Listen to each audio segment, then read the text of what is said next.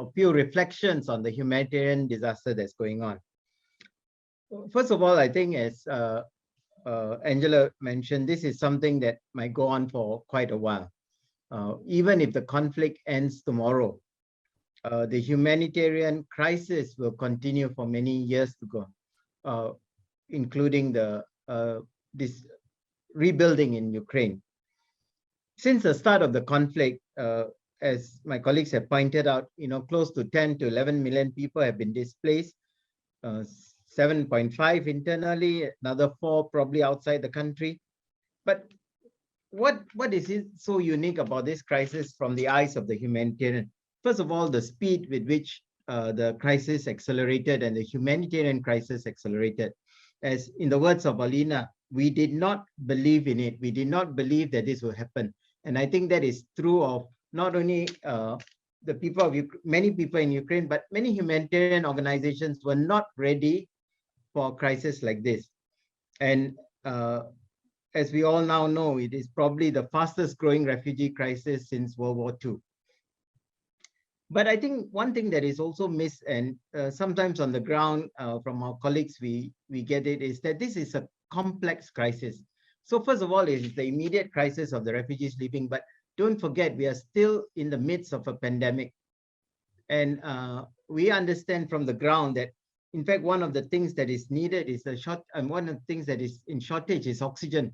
And oxygen because there are still people being treated for COVID infections and other things.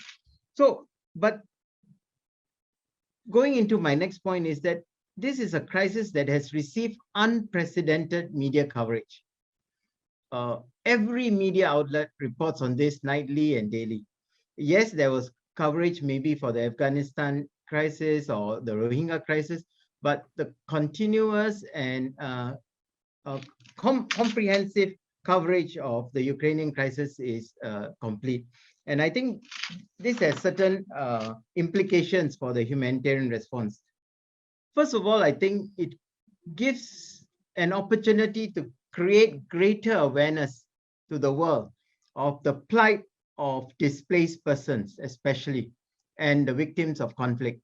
And I think this is something that we as humanitarians will need to continue to work with the media on this, because it is not that the humanitarian organizations have neglected other crises and suddenly we are all on board for the Ukrainian crisis. Some of our budgets for the other crises, like the ongoing Afghanistan humanitarian crisis, the Rohingyas, may be even bigger than Ukrainian budget, the budget for the Ukrainian response. But what humanitarian organizations can do depends on how much support we get. And how much support we get often depends on how much awareness is created by, and especially by the media. So we need to work on this more. Of course, there's so much more that would be needed in the coming days for Ukraine, and day by day the needs increase. But we also need to create greater awareness of the global problem. Secondly, I think what we are seeing on the ground is the emphasis, the importance of preparedness. I think continuing on this point that Alina made, we did not believe in it. And here I want to just highlight just anecdotally 3 points. 3 areas, very mundane areas. Number one, first aid.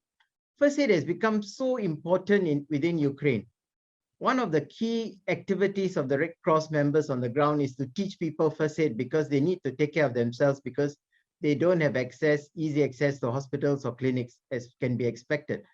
But not only the Red Cross, there are actually groups forming of paramedics who are entering Ukraine, moving around, not only bringing supplies or medical supplies, but also teaching people first aid so that they can take care of themselves. So the first anecdote. The second is blood. On the eve of the conflict, the blood authorities in Ukraine actually put out a appeal for blood, and people queued up to give blood. But it emphasizes the point that nations have to be prepared. I give you an example of Singapore. In Singapore, only 1.8% of the population donate blood. In a crisis, whether it's humanitarian, it's a natural disaster or conflict, the people ready and knowledgeable and aware of the importance of blood donation. And the third is psychological first aid. On the ground in Ukraine now, one of the biggest needs is psychological support.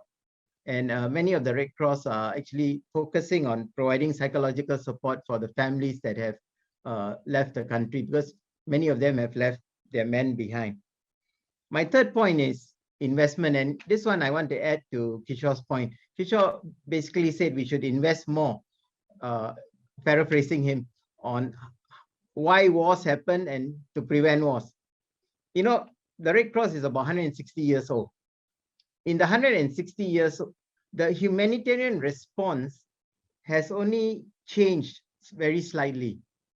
But the means of war, the means of killing our fellow human beings have increased tremendously. We have invested trillions of dollars almost annually on how to better kill people. But we need to spend more in investment on humanitarian response.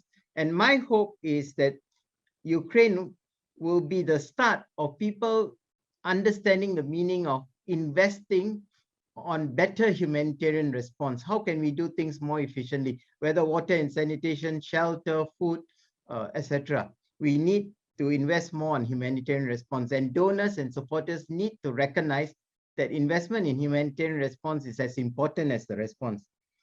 Thirdly, fourthly, regional collaboration. I think what has highlighted in Ukraine, in the Ukrainian crisis, is that the number of countries around Ukraine that has to take in the refugees. And let me tell you very frankly that many of the Red Cross and humanitarian organizations in these countries are actually not equipped. They are already stretched to the limit. I think Ambassador made that point. And actually, people like Singapore Red Cross and other Red Crosses are coming in to support them.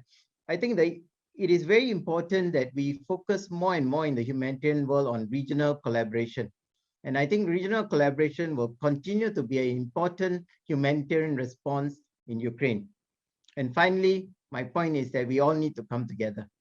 And here I want to really say that the corporate sector need to really realize that they have a role in humanitarian response as well, because a lot of expertise, whether it's logistics, communication, supply routes, medicine, they all rest in the commercial world.